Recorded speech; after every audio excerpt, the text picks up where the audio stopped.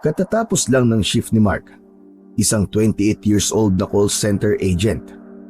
Madalas ay madaling araw siyang umuwi mula sa trabaho dahil hindi naman kalayuan ang inuupahan niyang bahay mula sa kanyang opisina. Karaniwan na sa kanya ang maglakad pa uwi. Sa kabila ng oras ng kanyang pag-uwi, hindi siya nakakaramdam ng pangamba. Tahimik at payapa ang baryong tinitirhan niya, kaya't walang dahilan para siya ay mag-alala. Dagdag pa rito, nasanay na siya sa ganitong sistema. Ang pinakamalaking problema lang naman niya palagi ay ang kinatatakutan sa baryo nila na si Mang Dante. Isang lasinggerong siga na walang alam gawin kung hindi ang maghamon ng away at mambulahaw tuwing gabi. Madalas itong nakakasalubong ni Mark na pasuray-suray sa kalsada. Laking pasasalamat ng binata na hindi naman siya sinasaktan o tinatakot ng lalaki. Madalas pa nga ay pinupuri siya ng lalaking siga. Natutuwa ito dahil sa kanyang kasipagan at pagiging matyaga sa kanyang trabaho. Si Mark ay isang simpleng lalaki lang. Pinalaki ng kanyang lola kasama ang kanyang kapatid. Ulila na kasi sila dahil parehong namatay ang kanilang mga magulang sa isang aksidente. Pinili niyang magtrabaho sa syudad at isinama niya roon ang kanyang lola at bunsong kapatid nang naging maayos at permanente na ang kanyang trabaho. Siya ang bumubuhay sa kanila, lalo na't matanda na rin naman ang kanyang lola Celia at yun ang hinahangaan sa kanya ng siga. Hoy! Hoy, Mark! Ay ka nga dito. May pag-uusapan tayo. Bilisan mo maglakad. Napahinto si Mark sa kanyang paglalakad sa tulay ng baryo San Mariano. Mula sa madilim na lansangan ay lumitaw sa kanyang unahan ang isang taong kilalang-kilala niya. Yun ay si Mang Dante. Pasuray-suray ito sa paglalakad palapit sa kanyang kinaroroonan. May hawak pa itong isang bote ng alak. Mang Dante, kayo ho pala. Madaling araw na po ah. Bakit nandito pa po kayo sa labas? Ay, sus! Para naman ngayon mo lang ako nakita sa lansangan ng ganitong oras. Ano ho bang sa atin, Mang Dante? May sasabihin ako sa iyong importante. Pakinggan mo ako. Po? Iho, napakasipag mo talaga, ano? Kaya hanga ako sa iyo eh. Di katulad ng ibang kabataan dito, natatamad-tamad, pasagot-sagot pa sa magulang. Katulad ng mga anak ko, lumaking mga walang pangarap sa buhay. Tulad ko, walang pangarap. Kayo talaga, Mang Dante, oo. Alam mo, sayang ka, Mark eh. Mabuti pa, maghanap ka ng bagong trabaho. Bakit naman po? Hindi na ligtas ang lansangan ngayon, lalo na kapag ganitong oras. Alam mo bang may aswang na gumagala sa kabilang baryo? Oo, sa kabilang baryo lang. May nabiktima na nga daw eh. Talaga ho?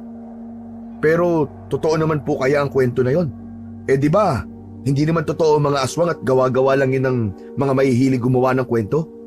Nako, hindi ka maniniwala. Totoo ang aswang. Nakakita na ako.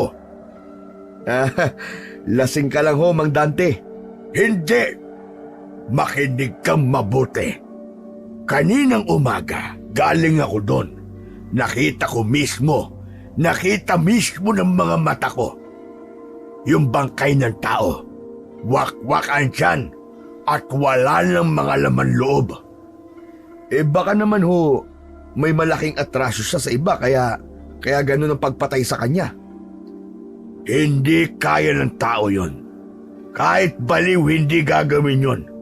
Isang mabangis na aswang ang may gawa nun. Naniniwala ko kasi nakita ko rin yon. Nakita ko mga palatandaan. Said na said ang dugo sa katawan ng biktima.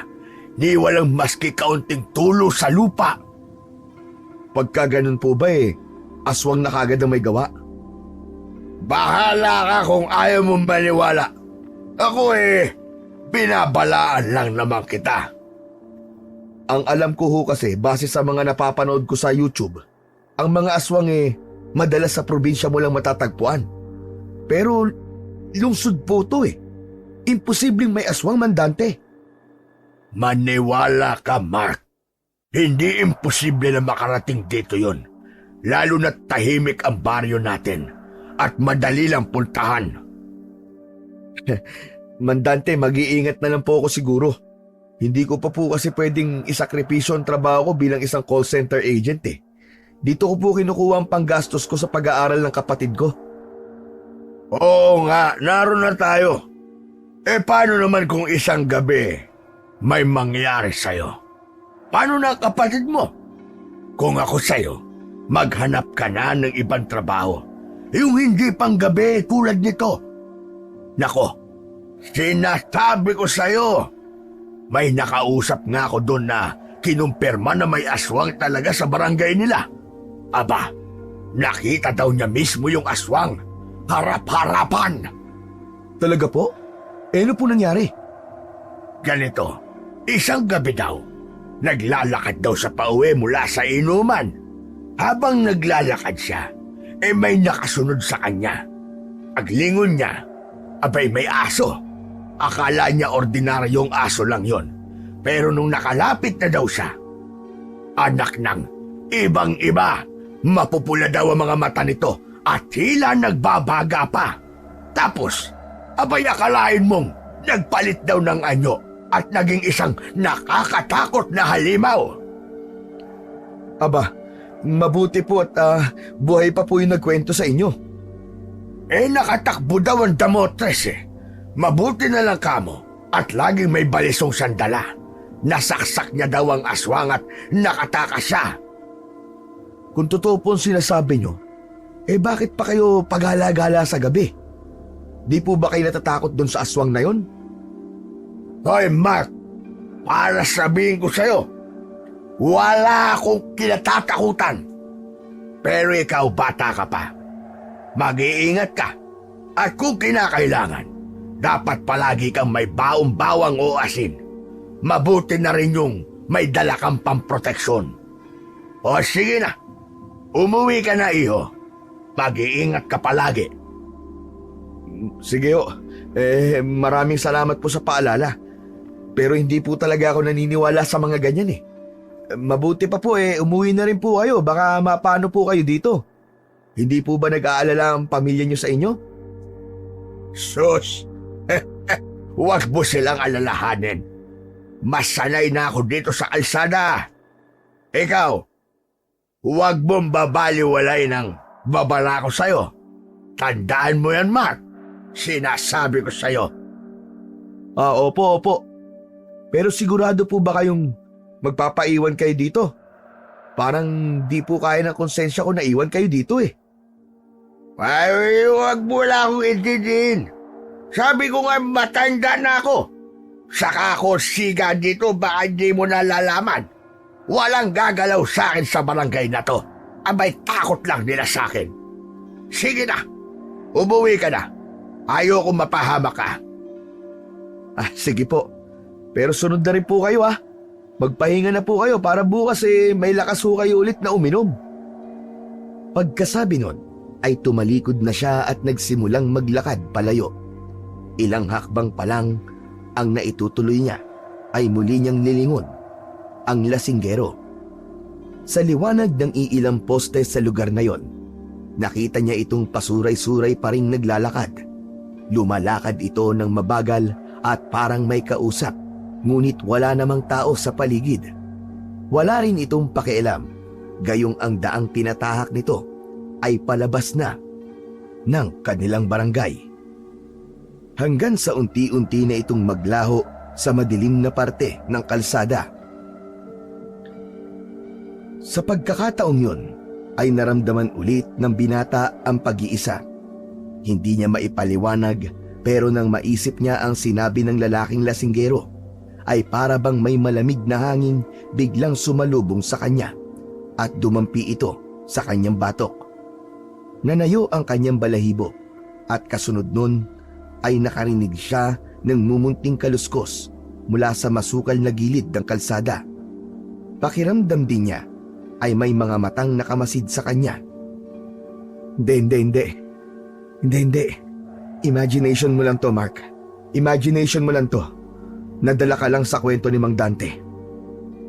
Binilisan niya ang kanyang mga hakbang, ngunit ang tunog ng kanyang mga yabag ay tila sinasabayan ng mahihinang yabag na hindi sa kanya. Kahit sinabi niya kay Mang Dante na hindi siya naniniwala sa aswang, ay likas pa rin kay Mark ang maging matatakutin, lalo na kapag may nararamdaman siyang kakaiba sa kanyang paligid. Wala to. Hindi. Diyos ko, gabayan niyo po ako. Lola, tulungan niyo ako, Lola. Ang lola na kanyang tinatawag ay si Lola Celia. Dati siyang kilala bilang isang mahusay na albularya sa kanilang probinsya. Matanda na siya, ngunit nananatiling matalas ang kanyang isipan at malakas pa rin ang pangangatawan. Mahusay pa rin itong manggamot at ilan na nga sa kanilang mga kapitbahay ang nagpapatingin sa kanya. Hindi isang ordinaryong albularya lamang ang matanda. Galing siya sa angkan ng mga biyasang manggagamot at espiritual na lider. Ang kanilang angkan ay nag-ugat pa nung panahon ng mga Kastila, kung saan ang kanilang mga ninuno ay kilala bilang mga babaylan. Ang mga babaylan ay isang tagapag-ugnay sa mundo ng tao at ng mga espiritu. Sila ang tagapagtanggol ng kanilang komunidad at manggagamot gamit ang mga lihim na karunungan mula sa kalikasan. Noong bata pa si Mark, madalas niyang samahan ang kanyang lola sa panggagamot. Dito niya nasaksihan kung paano tumutulong si Aling Celia sa mga nangangailangan, sa mga may sakit na hindi maipaliwanag, mga biktima ng kulam o ng mga nakakatakot na hindi makitang nilalang. Sa likod nito ay di pa rin lubos na nauunawaan ni Mark ang tungkol sa ginagawa ng kanyang Lola Celia. Para sa kanya kasi, ang prinsipyo niya, to see is to believe. Ngunit dahil sa kwento ni Mang Dante, bumalik sa kanyang isip ang palaging babala sa kanya ng kanyang lola tungkol sa mga ganitong klase ng nilalang. Pagkarating ni Mark sa kanilang bahay, agad niyang binuksan ang pintuan. Malakas pa rin ang kabog ng kanyang dibdib. Ngunit nang maamoy ang aroma ng kape mula sa loob, ay guminhawa ang kanyang pakiramdam. Sa maliit na lamesa sa kusina niya nakita ang lola na nakaupo habang nagkakape. Nakasuot ito ng lumang balabal at may hawak na tasa ng kape na gawa sa lumang porselana.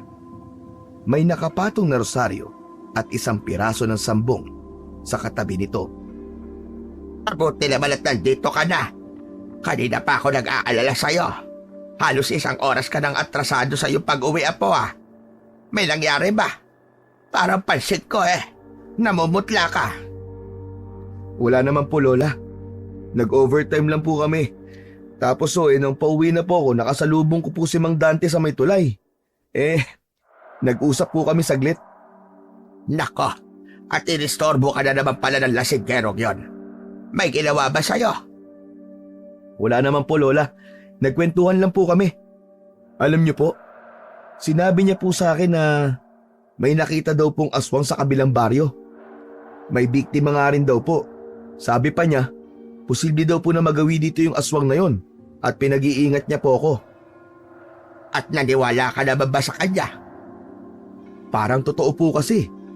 Sabi niya, nakitang wakwak daw po ang tiyan ng biktima at wala nang lamang loob. Said na rin daw po ang dugo. Pero Lola, tanong lang, may aswang po ba talaga? Totoo po ba mga ganun? May tao po ba o nilalang ba talagang gumagawa ng ganung karumal-dumal na krimen? Oo naman, apo. Hanggang ngayon ba hindi ka pa rin naniniwala? Lola, Mahirap po kasi talagang paniwalaan kung hindi ko pa nakikita eh. Hindi lahat ng bagay ay kailangan makita para maniwala, Apo. Ang mga kwento tungkol sa mga nilalang ng dilim ay hindi lang gawa-gawa. Totoo sila, iho. Maniwala ka sa akin. Kapag nakakita ka ng hayop na hindi mo kilala at tila sinusundan ka nito, huwag kang magpakita ng takot. Ito'y maaaring hindi hayop, kundi isang nilalang na nagbabalat kayo lamang para ikaw ay biktimahin. Pero Lola, Apo, ang dugo natin ay mula sa dugo ng mga babaylan. Ang mga ninuno natin, silang mga unang nagbabantay sa kalikasan at nilalang nito. Alam nila kung paano kumilala ng aswang. Maraming beses na ako nakakita ng mga biktima nila. Ang mga sugat na hindi kayang ipaliwanag ng siyensya. Mga may sakit na halos kinuha ng kaluluwa. At minsan, ako mismo ang humaharap sa mga nilalang na yon. kayo po mismo? Nakakita at nakalaban na po kayo ng aswang? Hindi ko lang naikikwento pa sa'yo, pero oo, Apo, tama ka. Nung medyo bata-bata pa ako, ay may nakasagupa akong aswang doon sa dating baryo natin sa probinsya. Talaga po? At bakit parang hindi ka naniniwala? Hindi naman po sa hindi ako naniniwala, Lola. Siguro kailangan lang talaga na makakita ako, maski isa para maniwala po ko. Kontrahin mo yung sinabi mong bata ka. Baka di mo kayanin kapag ikaw mismong nakakita. Makapangyarihan pa naman ang salita, iho. Baka ka isang araw makakita ka. Abay, teka, may ibibigay ako sa'yo. Nandito lamang yun sa aking bulsa. O, heto, Apo. Isuot mo ito. Huwag mong aalisin ito sa katawan mo, lalo na kapag naglalakad ka sa dilim. Ano po ito, Lola? Isang uri ng espesyal na anting-anting. Iilan lamang ang may ganito, Apo. Kaya ingatan mo yan. Galing pa to sa mga ninuno nating babaylan. Ano pong tawag dito saka ano naman po ang maitutulong nito sa akin? Ang tawag dyan ay agimat ng sentinela. Isa itong bihirang uri ng agimat na hindi lamang proteksyon ng maibibigay. Kapag sinuot mo yan at nasa panganib ka, maaari nitong tawagin ng sentinela ng Gabon. Sentinela ng Gabon? Sino po yun, Lola? Ano po yun? Ang sentinela ng Gabon ay ang nakatakdang maging tagapagtanggol ng ating angkan. Isa siyang espesyal na nilalang at inialay ng ating mga ninuno ang kanilang katapatan. Kaya tayo nagkaroon ng tagapagtanggol laban sa masasama. Ngayong ibinibigay ko na ito sa iyo, pakiusap lamang, Apo. Ingatan mo to at huwag mong gagamitin sa masama. Ang sentinela ng Gabon ay isang espiritu na tagapagbantay o tagapagtanggol. Isa siyang makapangyarihang nilalang na itinalaga upang proteksyonan ang angkan ni na Aling Celia at sa mga susunod pang henerasyon laban sa mga masasamang nilalang tulad ng aswang, barang, mangkukulam, maligno at iba pa. Ang nilalang na ito ay maaaring isang engkanto o elemento. May kaugnayan din ito sa espiritu ng kalikasan na naging kakampi ng mga sinaunang babaylan. Ang mga engkanto na ito ay nagboluntaryong maging bantay at tagapagtanggol bilang kapalit ng kanilang alyansa. Meron ding tinatawag na bantay espiritual. Isa itong espiritual na mandirigma o tagapangalaga na may natatanging kakayahan upang labanan ang kasamaan. Maaaring ito ay nilikha o isinumpa ng mga ninuno ng pamilya upang magsilbi bilang protektor. Isa pang uri ng sentinela ay ang misteryosong nilalang. Maaari itong magpanggap na tao o isang hayop at nagpapakita lamang sa tao kapag sa oras ng pangangailangan. Madalas, hindi siya nakikita ng karaniwang tao maliban sa tagapagdala ng agimat. Nagpapakita rin siya sa kalaban kung kinakailangan upang magampanan ang kanyang tungkulin. Pero iho, may isa pa pala akong paalala sa'yo. Kapag pala nagagamit ang kapangyarihan ng sentinela, maaari kang manghina o mapagod kagad. Hindi lang sa pisikal na lakas, kundi maging sa espiritual. Seryoso po ba talaga to, Lola? Ako na po ang gagawin yung tagapangalaga ng agimat na to. Hindi ho ba masyado akong bata para tanggapin po ang ganitong kabigat na responsibilidad? Ikaw na nga, iho. At huwag mong tatanggihan, iho. Dahil nararamdaman ko na kailangan mong kapangyarihan nito sa mga susunod pang araw. Ayoko mapahamak ka, apo. Lalo na't madalas kang madaling araw nang umuuwi dahil dyan sa trabaho mo na yan. Kung ganun po, Lola, salamat po dito. Hayaan po nyo. Iingatan ko po ito. Pangako po. Pagkatapos ng kanilang seryosong pag-uusap tungkol sa agimat, tumayo si Aling Celia at inaya si Mark papunta sa kusina. Halika na, apo. Kumain ka na bago ka matulog. Inihanda ko na ang paborito mong sinangag at itlog. Alam kong gutom na gutom ka na mula sa trabaho. Ngumiti si Mark sa kanyang lola. Ramdam nito ang pagmamahal sa kanya at malasakit. Ang ganitong tagpo ay pangkaraniwan na lamang sa kanilang bahay tuwing uuwi siya ng madaling araw.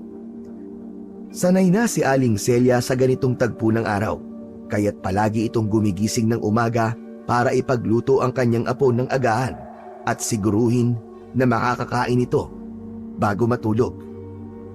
Lola, pasensya na po kayo at lagi kayong gumigising na maaga para lang sa akin, ha? Hindi ko po alam kung paano ko po kayo mapapasalamatan. Aba, apo. Huwag mo nang alalahanin yon. Masaya ko na may naitutulong pa ako sa'yo. Isa pa, hindi ko kayang hindi magluto. Alam kong pagod ka at mahirap ang trabaho mo. O heto, sige na. Kumain ka na. Matapos kumain, ay dumiretso na si Mark sa kanyang kama.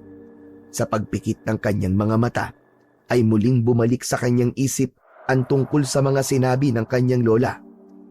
Pabigat para sa kanya na dalhin ang agimat, lalo pat hindi naman siya naniniwala sa mga nilalang na pinag-uusapan nila. Ngunit dahil sa kanyang respeto kay Aling Celia, ay tinanggap niya ito at itinago sa ilalim ng kanyang damit, malapit sa puso, tulad ng bili nito. Nakatulugan na ng binata ang pag-iisip, ngunit sa kalagitnaan ng kanyang pamamahinga, nagsimula siyang managinip. Naglalakad siya sa gitna ng isang masukal na gubat. Ang paligid ay tahimik at malamig ang simoy ng hangin. Sa di kalayuan ay nakarinig siya ng mabibigat na mga yabag at tunog ng mga naaapakang dahon at mga sanga. Sino yan? May tao ba dyan? Tumigil siya sa kanyang paglalakad at sinundan ng kanyang tenga ang tunog na kanyang naririnig. Ngunit bigla na lamang mula sa dilim, lumitaw ang isang nilalang. Isang aswang na may mahabang buhok, matutulis na ngipin, at mga kuko na tila kasintalas ng punyal. Ang mga mata nito ay galit na galit at ang itsura nito ay kasuklam-suklam. Nakatitig ito sa kanya.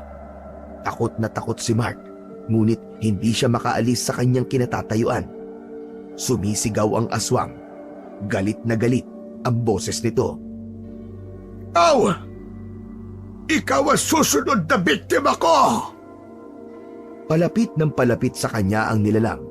Sinubukan ni Mark na tumakbo, pero hindi naman siya nakaalis sa kanyang pwesto. Ang aswang ay palapit ng palapit na sa kanya. Nagkaroon siya ng ideya. Hinaltak niya ang kanyang kwintas at inilabas yun at itinaas niya sa hangin.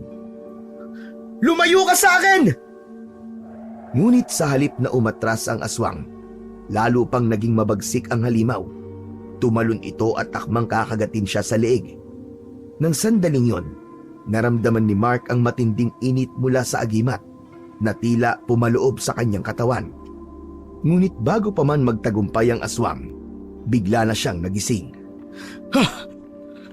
Diyos ko! Panaginip lang pala. Humawak siya sa kanyang dibdib. kung saan nakasuot pa rin ang agimat sa kanya. Ramdam niya ang init nito. Napatingin siya sa bintana ng kanyang kwarto. Madilim pa ang paligid, ngunit tila may presensyang nakamasid sa kanya mula sa labas. Panaginip lang ba talaga yun? O isang babala? Habang nakahiga si Mark, ay pilit niyang pinapakalma ang kanyang sarili. Paulit-ulit na bumabalik sa kanyang isipan ang nakakatakot na anyo ng aswang. At sa bawat pagsubok niyang makabalik sa pagtulog, ay muli lang nadudugtungan ang bangungot na yon. Kaya naman, ilang oras ang nakaraan ay ipinasya na lang niyang bumangon at lumapit sa may bintana. Mataas na rin ang sikat ng araw na tumatama sa kanyang balat. Humawak siya sa kanyang suot na agimat.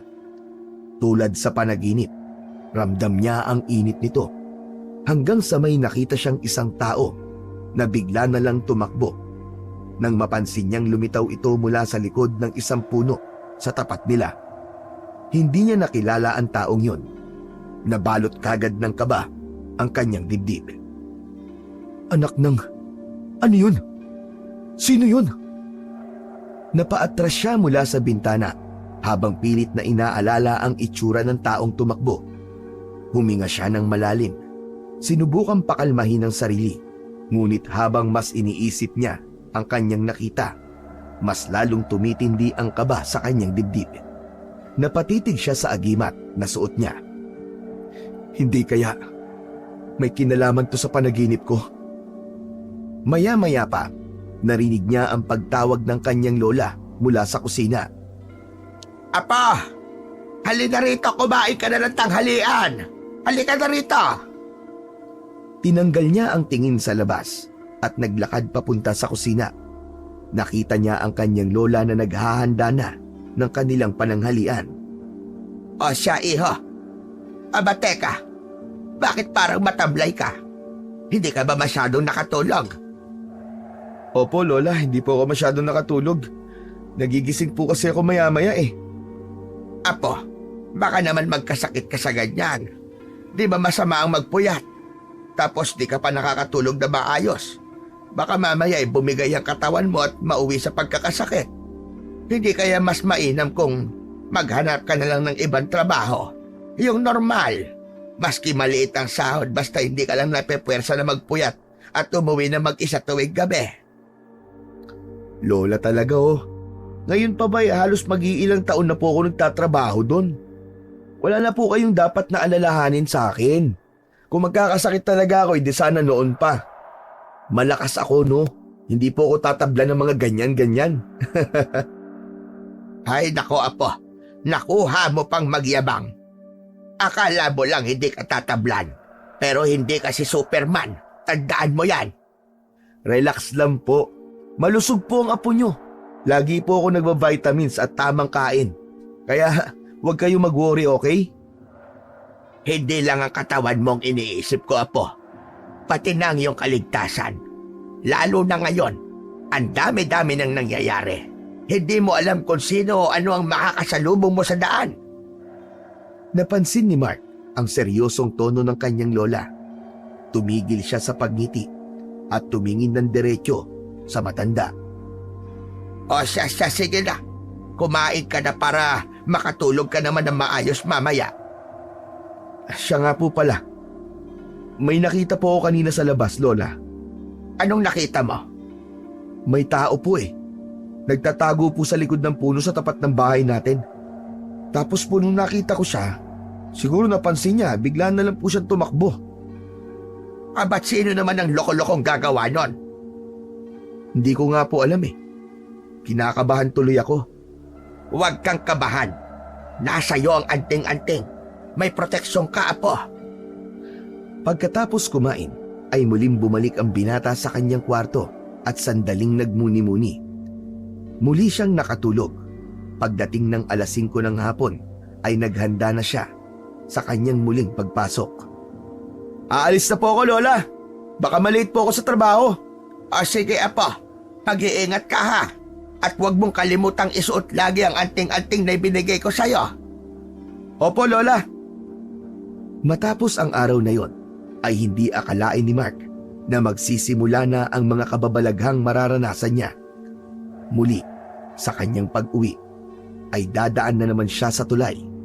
Ngunit sa pagkakataong yon, ay parang may mali. May kakaiba. Bago pa siya tumapak, ay napansin na niya ang isang asong kulay puti na tila nakaabang sa kanya sa gitna ng tulay. Nang makita siya ng aso, ay agad itong tumayo at tumingin sa kanya. Tumigil siya sa kanyang paglalakad at tumitig din sa aso. Isang malamig na hangin ang agad na dumaan at biglang nagtayuan ang balahibo niya. Hindi, Mark, hindi. Aso lang yan. Ano ka ba naman, Mark? Aso nga lang yan. Dahan-dahan siyang humakbang at papalakas ng papalakas ang kanyang kaba. Hindi, Mark, hindi. Wala kang dapat na ikatakot. Wala kang dapat na ikatakot, Mark. Diretso lang. Bulong niya sa sarili at pilit na pinapalakas ang kanyang loob. Pero bago pa siya nakalapit, biglang tumahol ang aso. Napahinto si Mark at parang napako siya sa kanyang kinatatayuan. Tumahimik ang aso. Pakiramdam ni Mark ay parang may ibig sabihin sa kanya ang aso. Sa tuwing susubukan kasi niyang humakbang, ay bigla na lang itong tatahol at aangil hanggang sa bigla siyang nakarinig ng ungol na parang nanggagaling sa hukay. Hindi niya maipaliwanag kung bakit, pero may kakaibang lakas na tila umaakit sa kanya papalapit. Habang nakatingin siya sa aso, bigla itong umatras, ngunit hindi inalis ang mga mata sa kanya. Napakabilis na mga sumunod na nangyari. Ang puting aso ay bigla na lang tumakbo patungo sa ilalim ng tulay. Tinanaw ito ni Mark, pero hindi niya na nakita. Bagkus ay narinig niya na mas malinaw ang mga tunog na naririnig niya. Boses yun ng isang umiiyak na babae at humihingi ng tulong. Hindi nakapagdesisyon ang binata kung susundan ba niya ang aso o aalis na lang. Ngunit isang bagay ang sigurado, may kakaiba sa tulay ng gabing yon.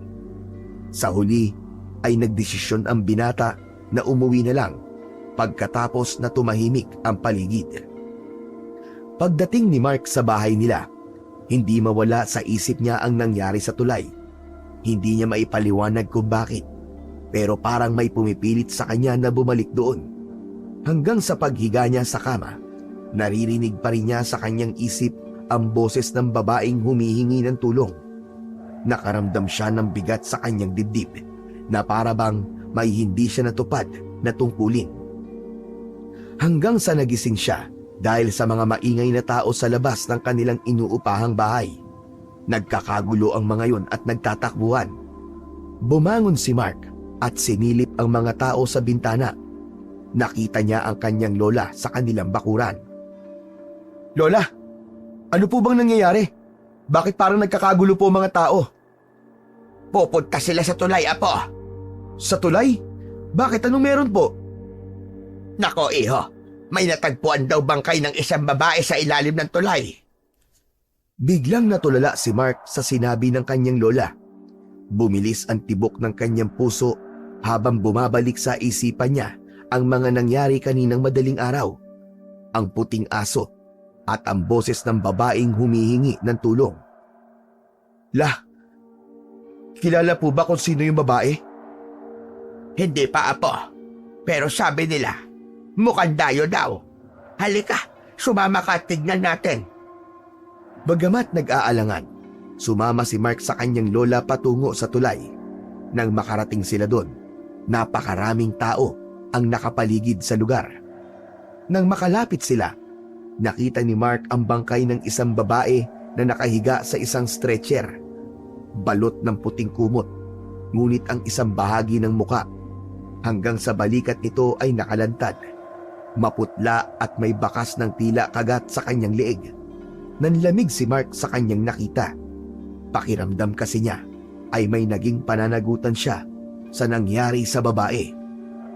Narinig niya mula sa mga nag-uusap na tao na pinaghihinalaan nilang isang mabangis na hayop ang pumatay sa babae dahil umano naging kalunos-lunos ang sinapit ng biktima. Ayon sa mga ito, Ang bangkay ay nakadilat ng malaki, tila nakakita ng isang bagay na nakakatakot bago mamatay. Ang leeg nito ay may marka ng kagat na parang mula sa isang hayop na may mahahabang pangil. Ang mga kamay niya ay tila nakaunat, parang pilit na nanlaban bago nawalan ng lakas. Ang mga kuko sa kaliwang kamay ay bahagyang may pula, indikasyon na maaaring humawak siya sa lupa para kumapit sa kanyang buhay. Wakwak din ang kanyang dibdib pababa sa kanyang tiyan. Wala na itong lamang loob. Ang sabi pa ng iba ay wala raw silang nakitang bakas ng dugo sa biktima. Malinis ang hiwa, parang sinipsip ang dugo o nilinis muna bago iwan sa ilalim ng tulay. Kung gano'n ang itsura ng biktima, nasisiguro kong aswang ang pumatay sa kanya. Lola, hinaan niyo po ang boses niyo at baka may makarinig po sa inyo.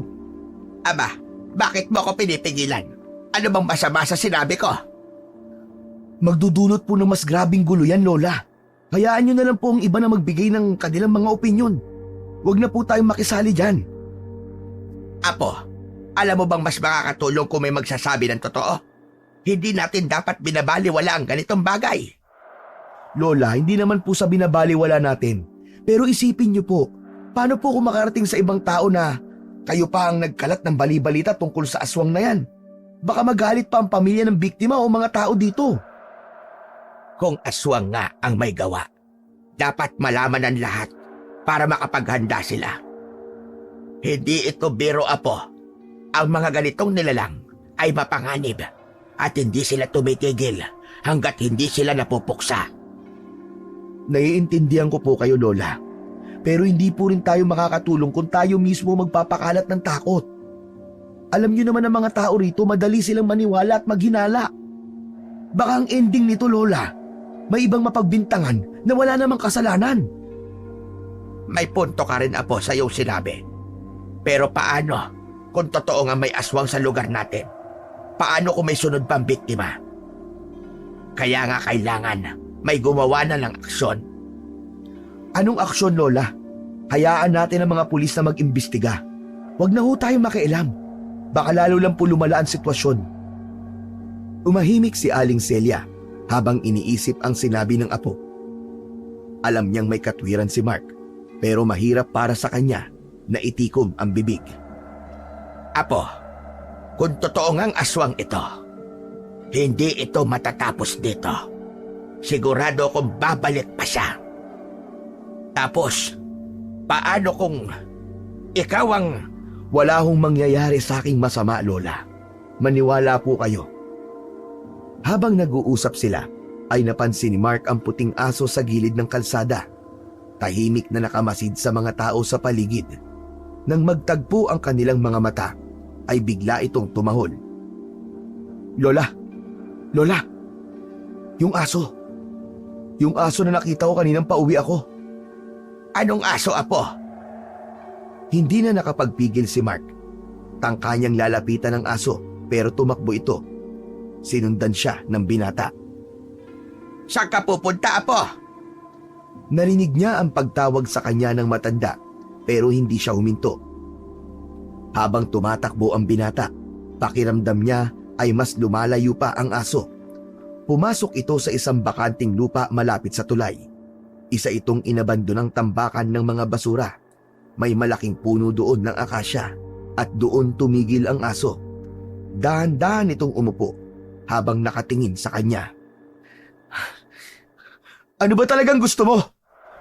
Ako ba? Sino ka? Ngunit wala namang naging reaksyon ng aso hanggang sa may narinig siyang mga kaluskos mula sa likod. Napalingon si Mark at nakita ang kanyang lola na sumunod. Mark! Ano ba ginagawa mo dito, Apo? Private property ang lugar na ito. Delikado rito. Baka makasuhan tayo ng trespassing. Bakit po kayo sumunod, Lola? Ano pong ginagawa niyo dito? At bakit ako ang tatanungin mo? Dabuho kaya sinundan lang kita dito. Bakit nga po kasi kayo sumunod? Anong gusto mo? Hayaan na lang kita mag-isa dito, ganun ba? Trespassing ka, Apo. Halika na at baka mamaya ay mapahamak pa tayo sa ginagawa mong ito. Sino ba kasi ang hinahabol mo? At bakit bigla ka nalang tumakbo dito? Sinundan ko lang po yung puting aso eh. Puting aso? Abay, nasan?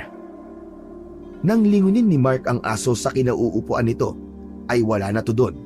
Inilibot niya ang kanyang paningin sa paligid, pero ni anino ng aso ay hindi na niya nakita.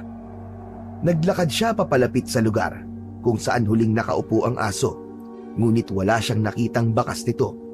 Tila naglaho na lamang ito nang walang iniwang senyales. Saan napunta yung aso na yon? Hay nako, pabihira ka, bata ka. Mas kinikilibutan ako sa iyo kaysa doon sa patay sa tulay eh. Halika lang at makapagluto na lamang sa bahay. Baka mamaya umuwi na yung kapatid mo galing sa eskwelahan. Halika na. Sandali lang po, Lola. Tignan mo, may mga nakalagay po dito sa hukay. Bakit? Ano ba nakita mo dyan? Hindi ko po alam kung ano to eh. Sinipat na mabuti ni Mark ang mababaw na butas na yon. Lumapit na din ang matanda at nang parehas na nilang nakikita yon, ay nagpalitan sila kagad ng tingin. Sa tabi ng punong akasya, natuklasan ni na Mark at Lola Celia ang isang mababaw na hukay. Sa loob nito, nakakalat ang mga piraso ng tela. Ang ilan ay bahagyang nasunog, habang ang iba ay buo pa, ngunit may mga kakaibang pulang marka. Sa gitna ng mga ito ay may mga baryang tila sinauna. Bawat isa'y may ukit na hindi pamilyar kay Mark. Ito ay parang alay o gamit sa isang ritual. Ang paligid ng hukay ay may mga bakas ng nasunog na kahoy at natirang sunog na pulang tela. Diyos ko, ang palatagdaang ito. Bakit, Lola? Ano po ba yan? Ibig sabihin nito ay may isang nilalang na naglalagay ng tanda sa lugar na ito. Para bang isang palatandaan na teritoryo na niya ang ating barangay. Anong nilalang naman po yun, Lola? Sa amoy pa lang ng hangin, batid kong isang aswang ang may gawa nito. Ano pong ibig niyong sabihin? Nais ng aswang na to na gawing teritoryo ang lugar na to? Hindi lang basta teritoryo, iyo. Maaaring dito na rin siya mamugad at mambibiktima. Ano pong gagawin natin, Lola? Kailangan nating wasakin ang tanda na ito. Pero hindi ito simple.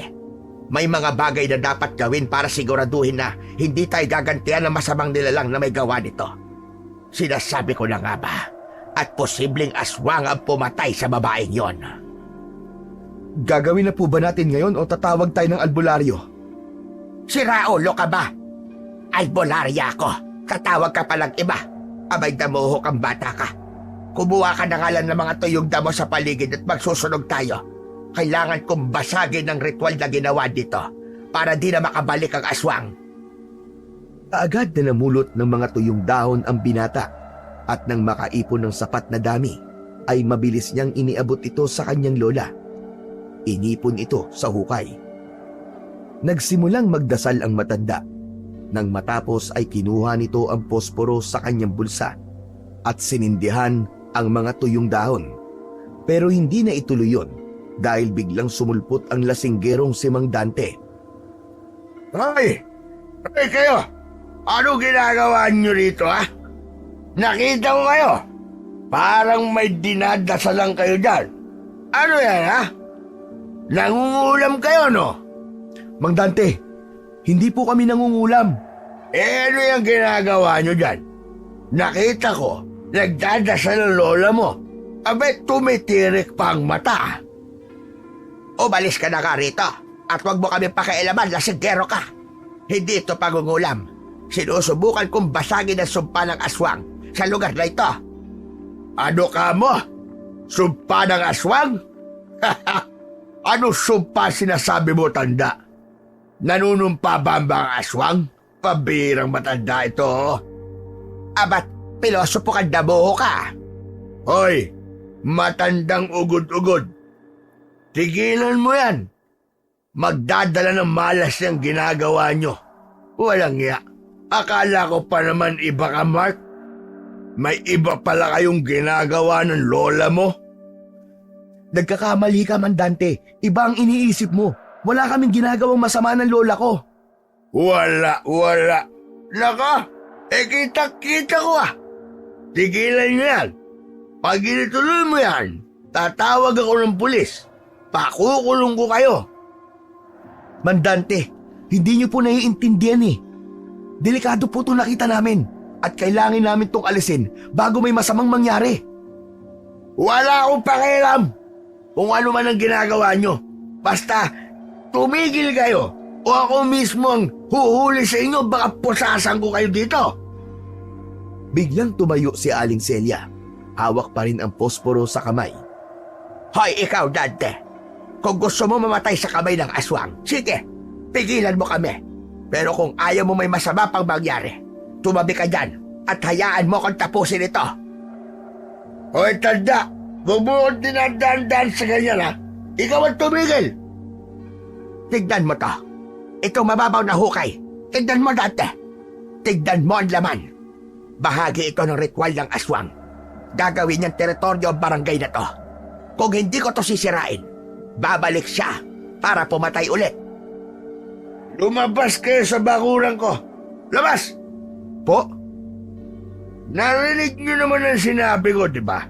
Umalis kayo sa bakuran ko. Ibig sabihin, sa inyo po ang bakanting lupa na to? Paano nangyari yon? Oo, sa akin ang lupa na to. Kaya wala kayong karapatang gumawa ng kung ano-ano rito nang walang pahintulot ko, mga damuho kayo. May nangyayari na sa lupa mo, Dante. Kung hindi mo aaksyonan, ikaw ang unang mapapahamak. Ano bang pinagsasabi mo? Wala akong pakialam sa sinasabi mong aswang. Ang alam ko lang, kailangan niyong umalis dito.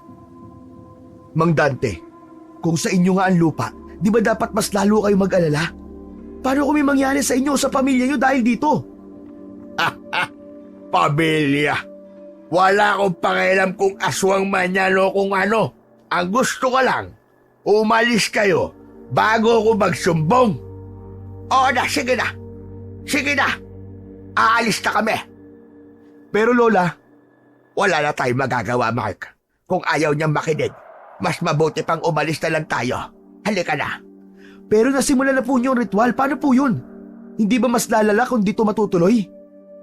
Oo. Pero kung wala siyang pakialam, wala tayong magagawa. Baka magdulot pa tayo ng mas malaking gulo kung pipilitin natin. Kailangan maghanap na lang tayo ng ibang paraan. Dahan-dahang lumabas ng bakuran ni Mandante ang maglola. Nang makalabas na sila, tinignan ni Mark ang kanyang lola. Panay ang buntong hininga nito at malalim ang iniisip. Habang naglalakad palayo, hindi mapigilan ni Mark ang magtanong muli sa kanyang lola. Lola, kinakabahan po talaga ako eh. Natigil niyo po yung ritual. Ano po mangyayari doon? Mapapadali ang paglapit ng aswang sa kanyang target. At kapag nalaman ng aswang na sinubukang kontrahin siya pero nabigo, maaaring lumaban ito ng mas marahas bilang ganti. Pero susubukan ko maghanap ng iba pang paraan. Pero kailan, Lola? Baka may mabiktima ulit bago pa tayo makakilos. Napatingin si Aling Celia sa langit. Tila humihingi ng sagot mula sa itaas. Alam niyang tama ang sinabi ni Mark, pero limitado ang kanilang ginagawa nang wala sa tamang lugar. Sa isip niya, mas mabuting umisip ng mas maayos na plano kesa magpadalos-dalos.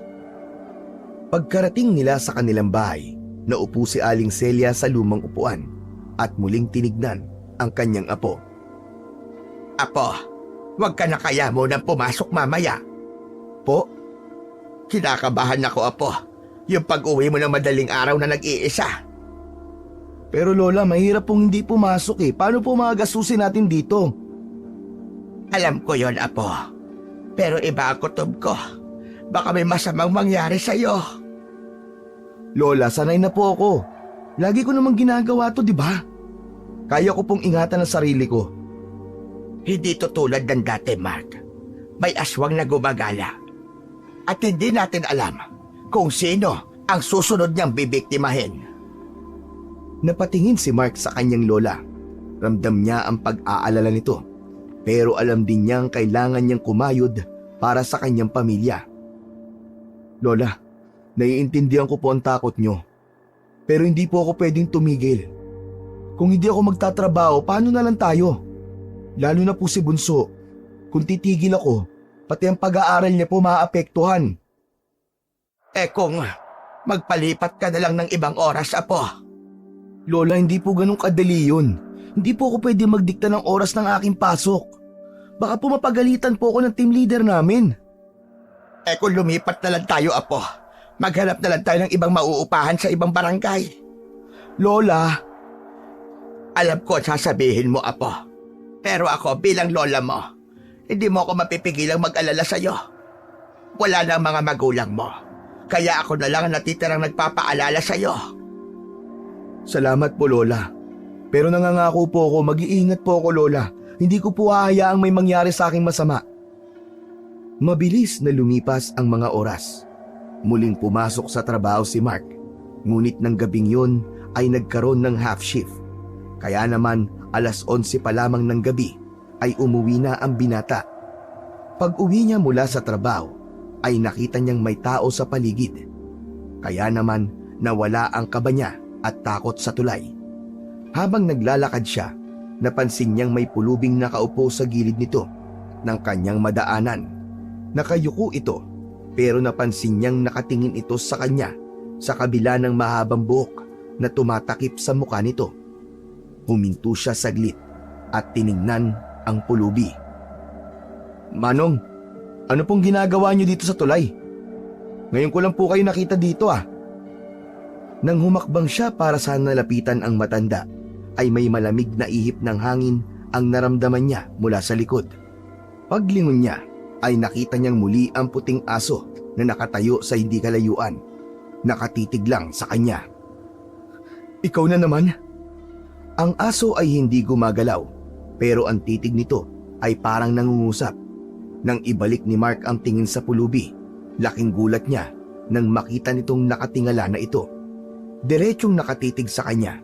Ang mukha nito ay maputla at ang mga mata ay tila walang buhay. Biglang tumayo ang pulubi. Nanginginig ang katawan. Narinig niya ang mahinang ungol nito na unti-unting lumalakas. Sa takot niya ay napaatras si Mark. Hindi na alam ng binata kung ano ang gagawin at kung sino ang titingnan. Iginala niya ang paningin sa paligid at kung kailan naman tila nangangailangan siya ng tulong ay biglang nawala ang iilang tao na nakita niya kanina. Ang aso naman ay unti-unting lumapit sa kanya. Di maaari. Ano ba nangyayari? Nang biglang kumilos ng mabilis ang pulubi, palapit sa kanya, biglang umalulong ang aso. Nagdulot yun ng ilang segundong paghinto ng pulubi. Sapat na para kay Mark na makatakbo palayo. Tumakbo siya ng tumakbo hanggang sa wakas ay narating niya ang harap ng kanilang inuupahang bahay. Nanginginig niyang binuksan ang pintuan at pumasok sa loob at agad ding isinara. Humihingal siyang naupo sa upuan sa sala. Pilit na pinapakalma ang kanyang sarili. Ngunit hindi maitago ang panginginig ng kanyang katawan nang dahil sa takot. Magulong-magulo din ang kanyang isip at puno ng katanungan tungkol sa nangyari. Maya-maya ay narinig niya ang hakbang ng kanyang lola mula sa kusina. Nang makita siya nito, nagtaka ang matanda sa biglaang pag-uwi ng kanyang apo ng maaga. Abay, Mark, nandiyan ka. Ano nangyari? Ba't ka umuwi ng ganitong oras? Maaga pa. Wala po lola. Nagkaroon lang po kasi ng half shift kaya umuwi po kami na maaga. Kaya ka. Pero bakit ganyan ang itsura mo? Namumutla ka. Ayos ka lang ba? Ayos lang po ako lola. Ano nangyari? Magsabi ka ka sa akin. Wala nga po lola. Siguro napagod lang po ako sa trabaho. Pilit na itinago ni Mark ang kanyang takot dahil ayaw niyang mag-alala ang kanyang lola. Pero si Aling Celia ay hindi naniniwala sa sagot ng binata. Sa tono pa lang kasi ng pananalita niya at sa ikinikilos niya ay alam na ng matanda na may hindi tamang nangyayari. Mark, kung may problema ka iho, mag-usap tayo. Hindi mo kayang itago yan sa akin. Alam ko kapag nagsisinungaling ka. Wala po talaga, Lola. Pagod lang po talaga ako. Sige na po. Papasok na po ako sa kwarto ko para makapagpahinga po ako ng maaga. Tinitigan ng matalim ni Aling Celia ang kanyang apo dahil hindi ito kumbinsido sa sagot ng binata. Ngunit sa kabila nito ay hindi niya na pinilit pang magsalita si Mark. Sinabi nitong ahayaan niya na itong makapagpahinga. Tumayo na si Mark at nagmamadaling pumasok sa kanyang kwarto. Pagkapasok niya sa kwarto, agad niyang isinara ang pinto at tinanggal ang sapatos. Nanginginig pa rin ang kanyang mga kamay. Hinawakan niya ang kanyang noo. Nag-iisip kung ano ang ibig sabihin ng lahat ng nakita niya sa kalsada. Ang pulubi at ang puting aso at ang matinding takot na kanyang naladama. Lahat ng yun ay patuloy na umiikot sa kanyang isipan. Habang nag-iisip, bigla siyang nakarinig ng malalakas na tahol mula sa labas ng bahay. Tumayo siya at dahan-dahang lumapit sa bintana. Unti-unti niyang binuksan ito. Sa labas ay nakita niya ang parehong puting aso sa tulay. Naroon ito sa kanilang bakuran at paikot-ikot habang tumatahol. Mabilis na isinara ni Mark ang bintana at bumalik na siya sa kanyang kama. Yakap niya ang kanyang sarili habang nakatalungko. Ilang beses niyang sinusulyapan ang bintana dahil sa pag-aalalang baka yung aso ay ang aswang na tinutukoy ng kanyang lola.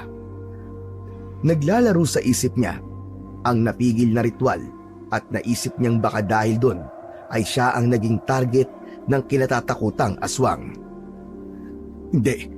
Hindi Mark, hindi totoo ang aswang. Huwag kang maniniwala hanggat hindi mo nakikita sa sarili mong mata.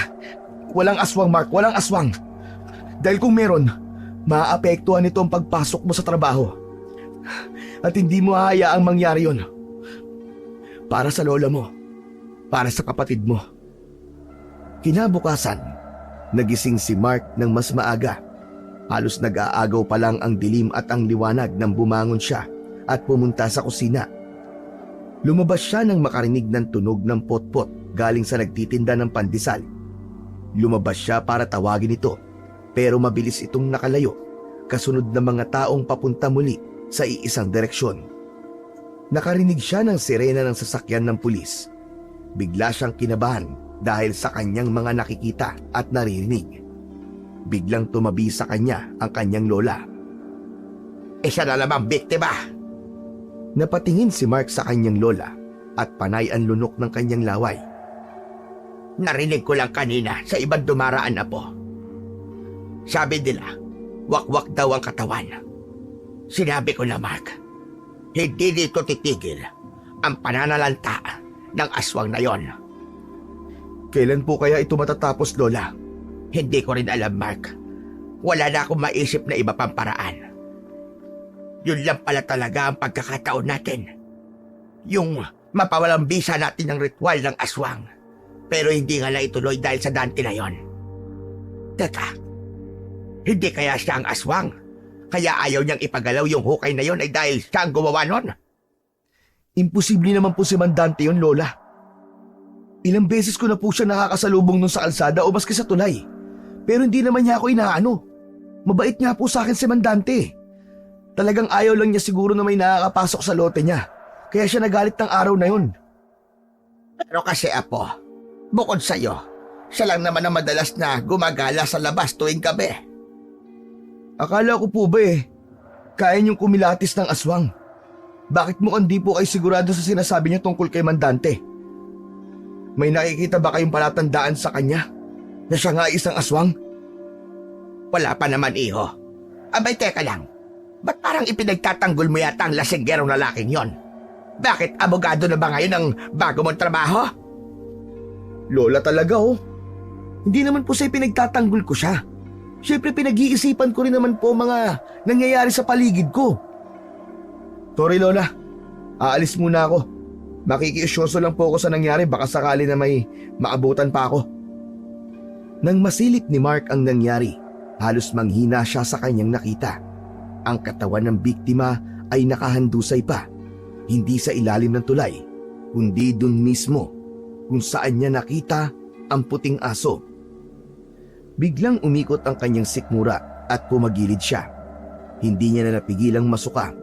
Nang may masmasan ng konti, ay muling pinasadahan ng binata ang biktima. Isa itong teenager na lalaki. Kita niya ang mga sugat sa katawan nito na parang niluray. Ang mga mata nito ay nakadilat pa at parang takot na takot. Nais niyang magtanong, ngunit parang natutuyo ang lalamunan niya sa kaba. Biglang may kumalabit sa kanya mula sa likod. Napalingon siya at nakita niya si Mang Dante. Nakatayo ito sa hindi kalayuan. Nakakunot ang noo. Mark, anong ginagawa mo rito, ha? Mang Dante, ano pong nangyari? Sino po siya? Taga dito yan. Kawawa naman ang bata. Napatingin si Mark muli sa bangkay. Ang imahe ng puting aso ay biglang bumalik sa kanyang isipan. Kapag po ba nagagawi kayo dito sa tulay, Mang Dante? Kapag nalalasing po kayo? May napapansin po ba kayo ditong asong gala? Ano ka mo, aso? Anong aso sinasabi mo? Puting aso po. Abay, maraming aso dito na pag-alagala, Mark. Bakit? May kinalaman ba yun sa nangyayari? Nagtatanong lang po ako. Kasi may nakikita po ako ditong aso na palagi niya akong sinusundan sa tuwing dumadaan po ako dito sa tulay. Naisip ko pong hindi po kaya... Ano? Hindi kaya aswang yung asong yun? Yung ba nais mo sabihin? Kung aswang nga yun, abay kailangan ng mahanap. Tama-tama, naghahanap kami ng pulutan ng mga kasamahan ko. Mang Dante naman nagbibiro pa po kayo eh. Seryoso po ako. Mang Dante, kayo po nagsabi sa akin at nagbigay ng babala tungkol sa aswang sa kabilang barangay. Bakit ngayon parang iba na po ang sinasabi nyo? Totoo naman ang aswang eh.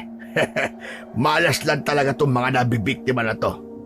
Pero totoo din yung mga mangkukulam at mas higit silang dapat nakatakutan kaysa sa aswang. Kasi mga traidor ang mga yan. Mga malas din. Kaya yan, lola mo, patigilan mo na yan sa ginagawa niya. Po? Alam mo, minsan ko siyang nakita sa likod ng bahay nyo. Nagre-ritual sa ilalim ng bilog na buwan. Abay, hating gabi. Sa palagay mo, normal ba yon? Mang Dante, hindi po masamang tao ang lola ko. Huwag niyo po siyang huhusgahan base lang sa nakita niyong ginagawa niya sa hating gabi. Normal lang po yung kay lola, lalo na po kapag pinagdadalisay niya ang mga anting-anting niya. Sos, madiwala. Yung nakita ko na ginagawa niyo sa bakuran ko, alam ko at sigurado kung masama yon. Hoy, Mark, sayang, ang ganda pa naman ang tingin ko sa'yo. Pero may lahi pala kayong tagapaghatid ng kabalasan. Mabuti pa'y lumayas na kayo dito. Hindi namin kayo kailangan. Ano? At bakit naman kami aalis? Wala naman kami ginagawang masama dito ah. Wala raw. Anong tawag mo doon sa ginagawa ng lola mo dyan sa lote ko? Ha? Para yun sa kabutihan ng lahat na tinanggihan mo at pilit tayo pinapatigil. Tapos ngayon nagtatanong ka kung bakit may patay ulit dito? At ano ha? Ako gusto mo sisihin? Huwag mo kasing dinadamay ang lola ko dito. Wala siyang kinalaman sa mga nangyayari. Matagal na siyang tumutulong at nagpapagaling sa mga may sakit. Kung may iniisip kang masama, walang basihan yan. Bakit parang alam na alam mo na walang kinalaman ng lola mo sa lahat na to? May alam ka ba na hindi sinasabi sa akin? Ha? Magsalita ka, Mark. Kung hindi may papaliwanag to sa akin, magsusumbong talaga ako sa barangay. Tignan lang natin kung hanggang kailan kayo mananatili na nakatira dito. Halos manginig si Mark sa galit at kaba. Ayaw niyang patulan si Mang Dante, pero hindi niya maiwasan ang magduda sa motibo ng lalaki. Mabilis niyang tinalikuran si Mang Dante at naglakad palayo. Mas mabilis kaysa sa karaniwan. Ayaw niyang patagalin ang usapan, lalo na't tila walang patutunguhan to. Pag-uwi ni Mark, sinalubong siya ng kanyang lola na halatang nag-aalala. Apo, ano na naman ang nangyari? Bakit parang Biyernes Santo yata yung pagbubuka mo?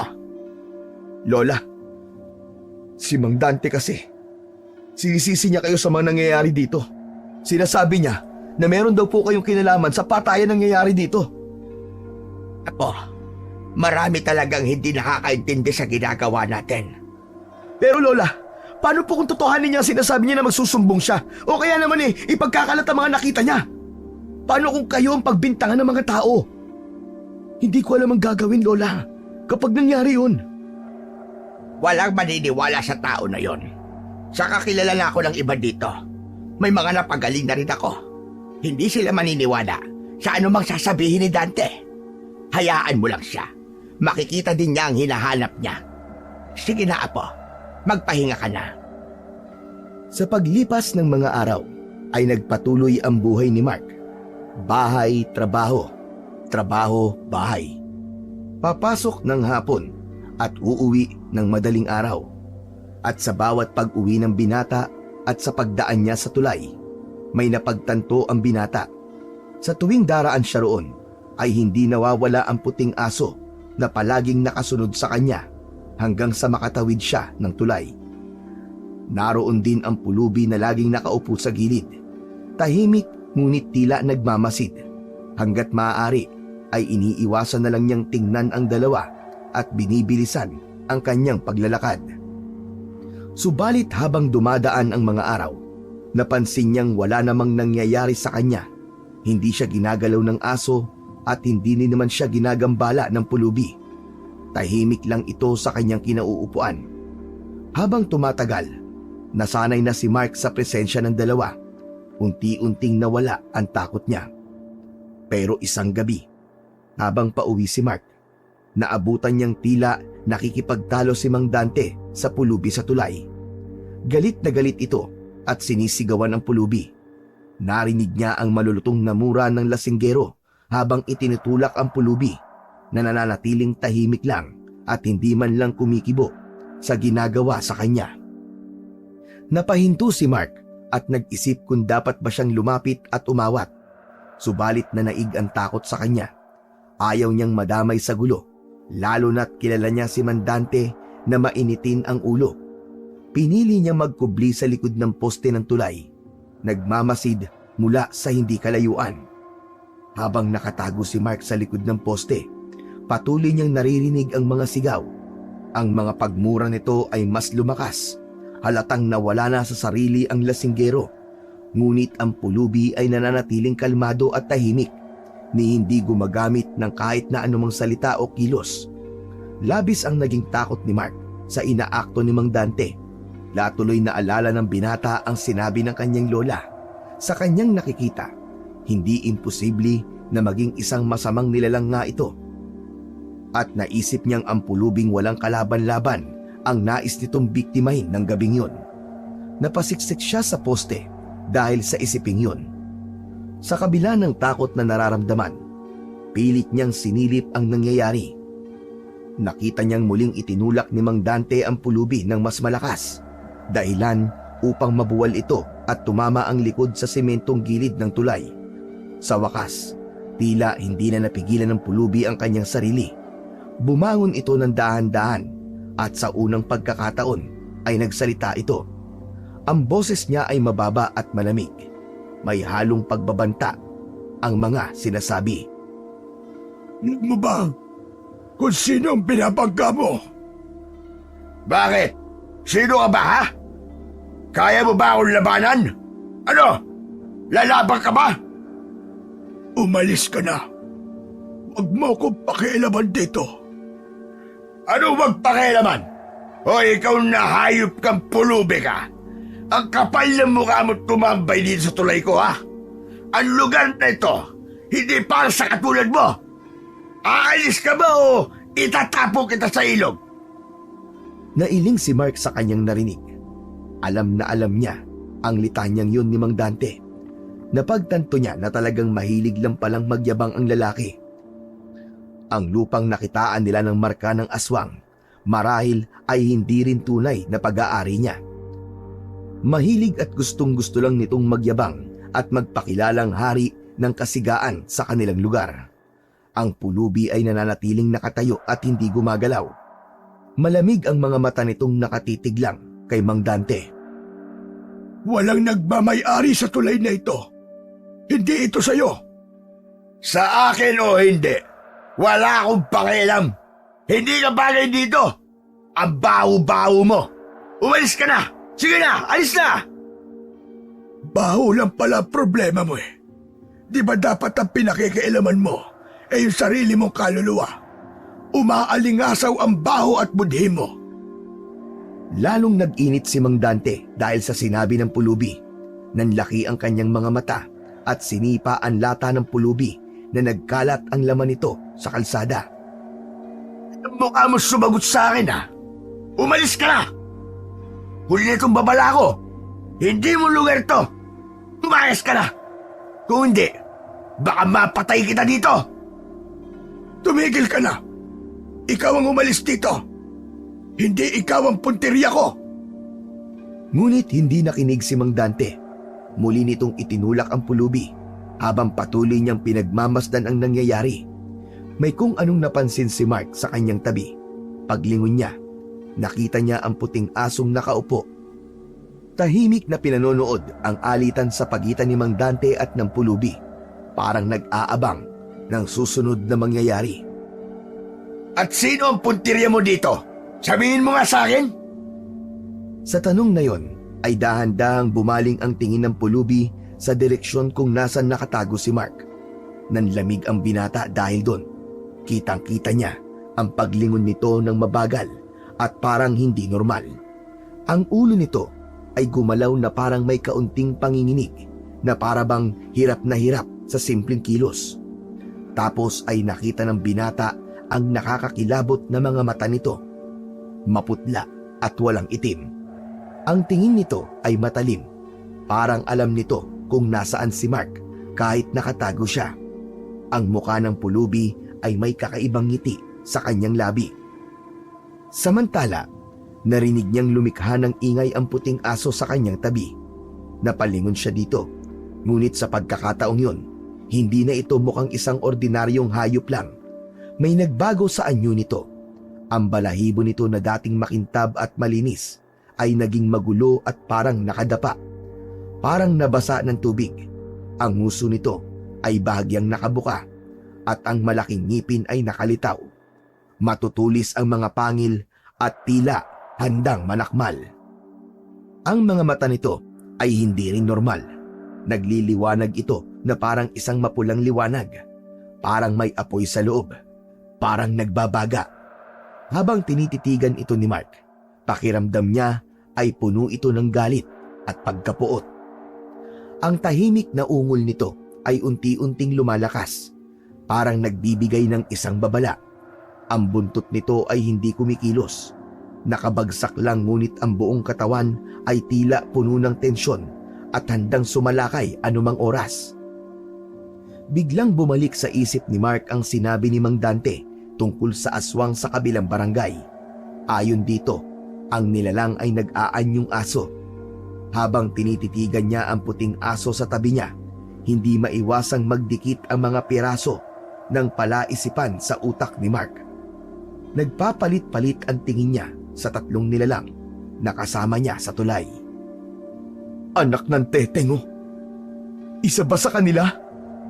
Samantala, si Mang Dante ay patuloy sa pagmumura at paninigaw sa pulubi. Hindi man lang alintana ang kakaibang nangyayari. Napansin niya ring kakaibaan lakas na pinapakita ng lasinggero. Nagsimula na siyang magduda. Ang tatlong nilalang sa paligid niya, ang puting aso, ang pulubi at si Mang Dante. Lahat sila ay may kakaibang presensya ng gabing yun. Hindi na siya makagalaw sa kanyang pinagtataguan ng dahil sa takot. Pakiramdam niya ay napapalibutan na siya ng hindi maipaliwanag na puwersa na masama at mapanganib.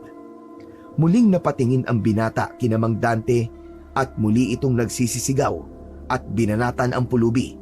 Pinagsisipa niya ito at pinagsusuntok ng walang habas na siya namang ikinalugmok ng pulubi sa lupa. Tama na! Pinalaan niya kita! Ngunit ang tulad mo, kailangan turuan ng leksyon. Ang tulay na ito ay hindi mo teritoryo. Ako ang hari sa lugar na ito. Ano mang gusto ko ay magagawa ko. Bakit? Anong gagawin mo sa akin, ha? Gaganti ka? Umalis ka na. Huwag mo kong pilitin na ipakita ang tunay kong anyo. Muling sinipa ni Mang Dante ang pulubi ng malakas, dahilan para mapaigik ito. Ngunit sa halip na muling bumagsak, ang pulubi ay tumayo ng marahan na para bang wala itong nararamdamang sakit.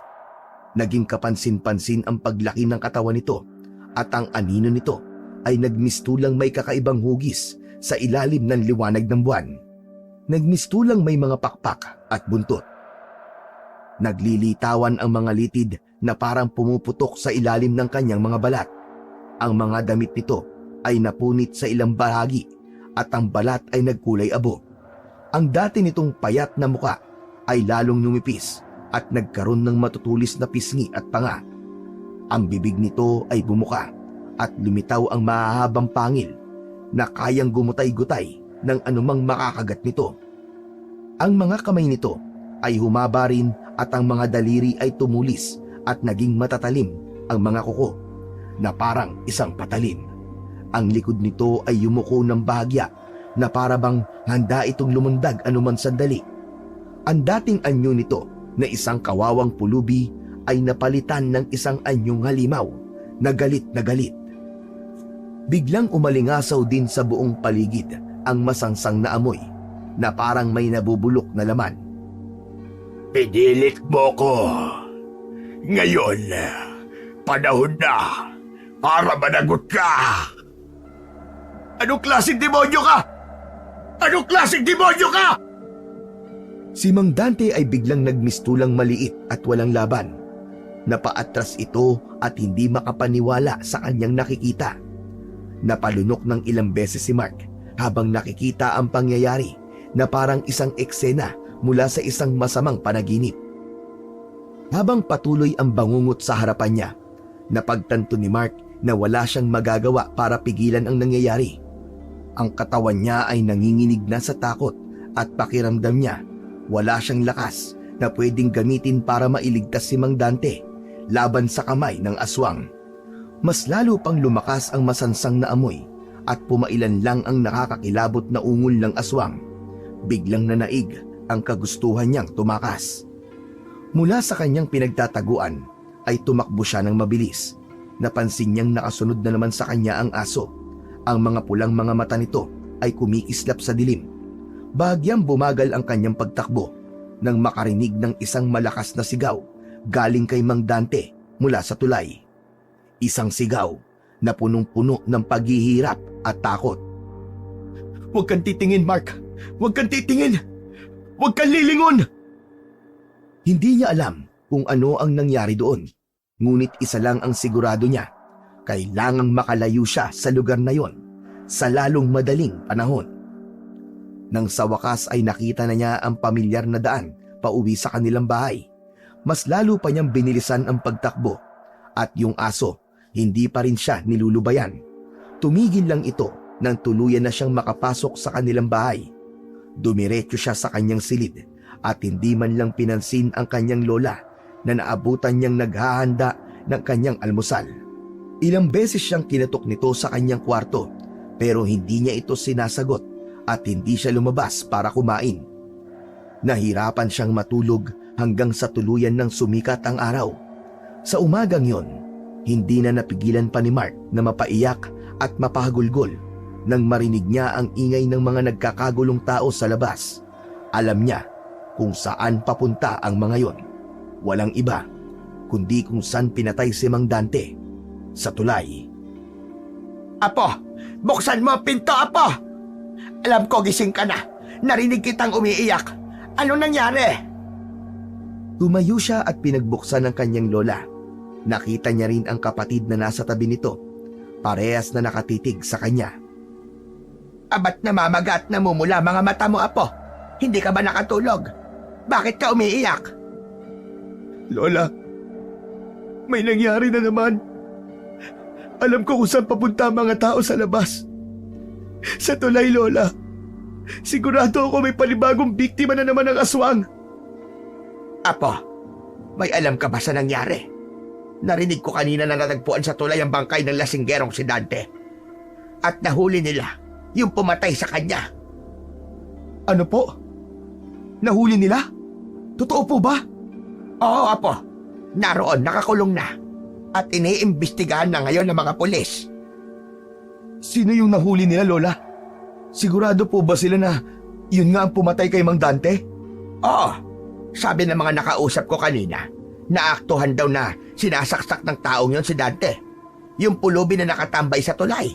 Siya yung hinuli ng mga tanod at sinurrender sa pulis kanina lang.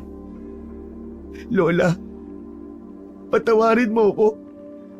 Patawarin mo ako kasi naglihim at nagsinungaling ako sa'yo. Ano ba sinasabi mo, Apo? Sa tuwing umuuwi po ako na madaling araw, sa totoo lang po, may nangyayaring kababalaghan po sa tulay.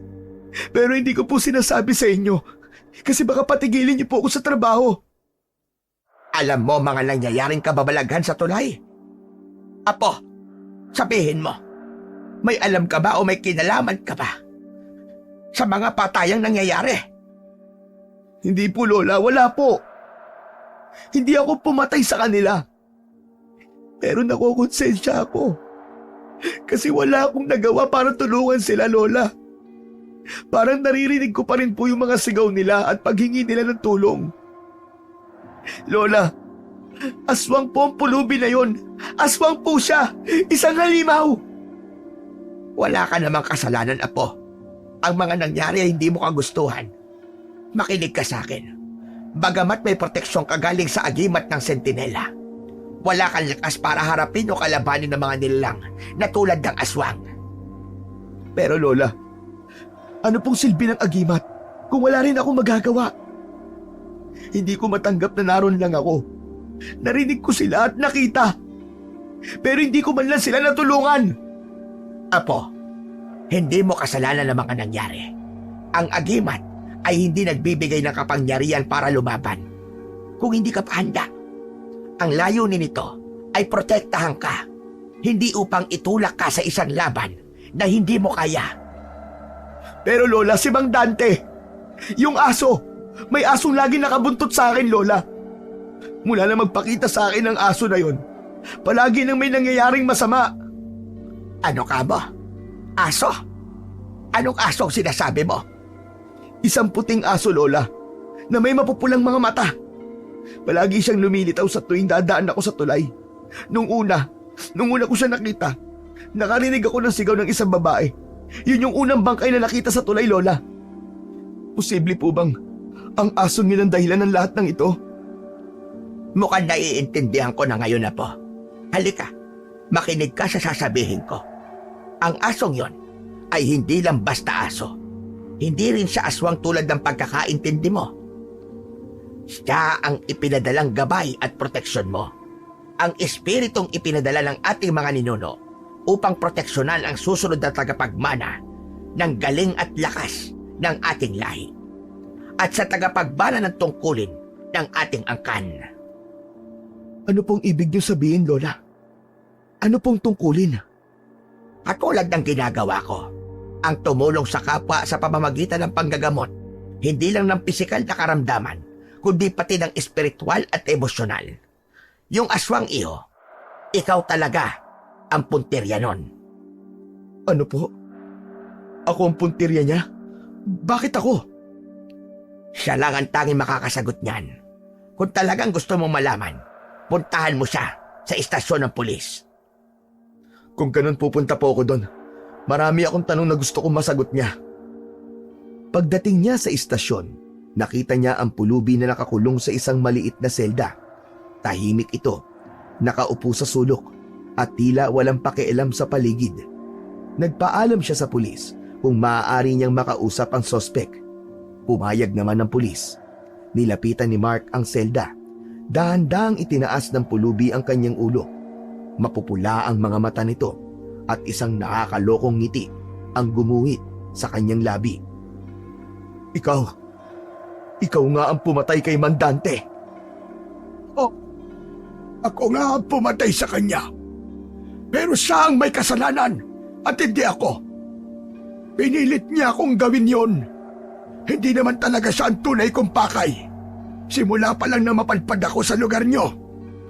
Ikaw na ang target ko.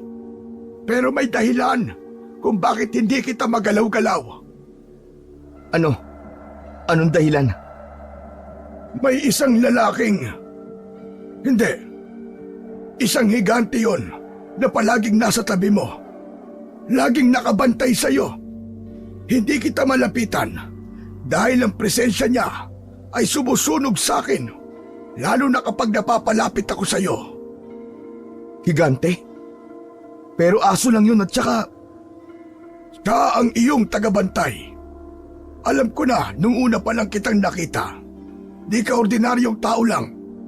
Kailangan kitang patayin bago ka pa maging banta sa mga katulad ko. Pero yung bantay mo, hindi ko siya kayang tapatan. Ayon sa paningin ng aswang, ang sentinela ay isang nakakatakot na nilalang, isang higanting lalaki na nagtataglay ng kakaibang lakas. Marami itong peklat sa katawan, mga sugat at marka ng digmaan na nagpapatunay na dati itong isang mandirigma. Sa leeg ng sentinela ay may nakasabit na maraming agimat na may iba't ibang hugis at laki, mga yari sa ginto, pilak at buto. Bawat agimat ay kumakatawan sa iba't ibang proteksyon at kapangyarihan. Ang mga mata ng sentinela ay may nakakasilaw na puti. Sa kanyang kaliwang kamay ay may hawak itong baston na nagliliwanag, isang armas na gawa sa sinaunang kahoy at may nakakabit na kristal sa dulo nito. Labis yung kinatatakutan ng aswang na pulubi. Dahil alam niya na anumang oras na madikit siya dito, tiyak niyang masusunog siya sa kapangyarihang nagmumula dito. Hindi ito kayang daigin maski ng pinakamalakas na uri ng aswang. Simula noon, mas naging maingat si Mark. Hindi niya na binabaliwala ang presensya ng puting aso na patuloy na nag-aabang at sumasabay sa kanya sa tuwing dadaan siya sa tulay. Kapag madaling araw, pag-uwi niya galing trabaho, kahit na kinikilabutan ay natuto siyang mahalin at pasalamatan ito bilang kanyang gabay at protektor laban sa anumang klase ng panganib. Isang gabi, habang pauwi si Mark mula sa kanyang trabaho, napansin niyang hindi niya nakita ang aso sa karaniwang pwesto nito. Napahinto siya sa gitna ng tulay at inilibot ang kanyang paningin, ngunit wala ni anino ng aso. "Nasaan ka? Saan ka nagpunta?" Biglang narinig ni Mark ang mahina ngunit malalim na alulong mula sa dulo ng tulay. Nang lingunin niya, nakita niya ang puting aso na nakatayo malapit sa poste ng ilaw. Nakatitig sa kanya. Ang liwanag mula sa ilaw ay tumatama sa makintab na balahibo nito at tila may aninong naglalaro sa paligid. Tahimik itong tumalikod at naglakad papunta sa madilim na bahagi ng tulay. "Maraming salamat sa iyo, kaibigan. Hanggang sa muli nating pagkikita. Paalam."